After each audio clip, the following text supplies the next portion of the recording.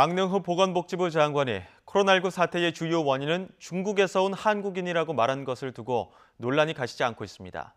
여당인 더불어민주당까지 나서 국민 탓으로 돌린 것이 아니라고 적극 해명에 나섰지만 보수 야당은 장관 자격이 없다며 즉각 사퇴하라고 압박하고 있습니다. 이승배 기자의 보도입니다.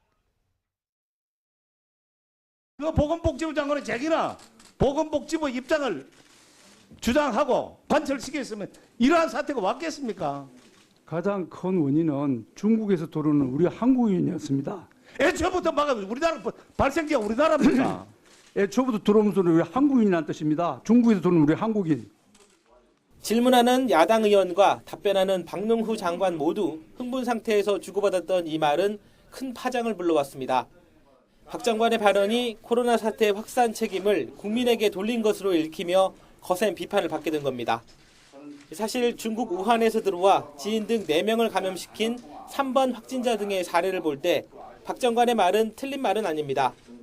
하지만 가장 큰 원인은 한국인이라는 표현이 아다르고 어다르듯 국민 탓을 한 것처럼 받아들여졌습니다. 박 장관도 심상치 않은 여론을 의식한 듯 중국인 여행자가 국내에 감염시킨 사례보다 중국에서 들어온 우리 국민이 감염시킨 사례가 더 많다는 얘기를 한 것이었다며 적극 해명했습니다. 대구 봉수의 발언으로 한바탕 홍역을 치른 민주당도 곧바로 진화에 나섰습니다. 국회 코로나19 대책특별위원장을 맡은 김진표 의원은 표현의 잘못은 인정하면서도 내용을 살펴봐달라고 호소했습니다. 31번 환자 이후 확진자 이후에는 중국에서 온 사람에 의하여 전파된 경우는 없었고 전부 국내에서 지역 확산이 이루어지는 것들을 어떻게 차단하느냐가 중요한 과제다. 그 말은 사실이니까.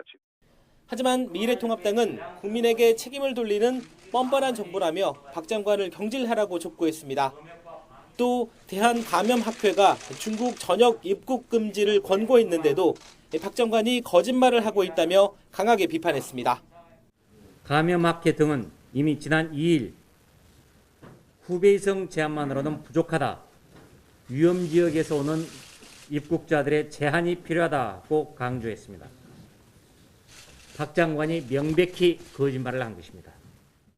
코로나19 확진자가 1000명을 넘어서면서 온 국민의 관심은 정치권의 말과 행동에 집중될 수밖에 없습니다.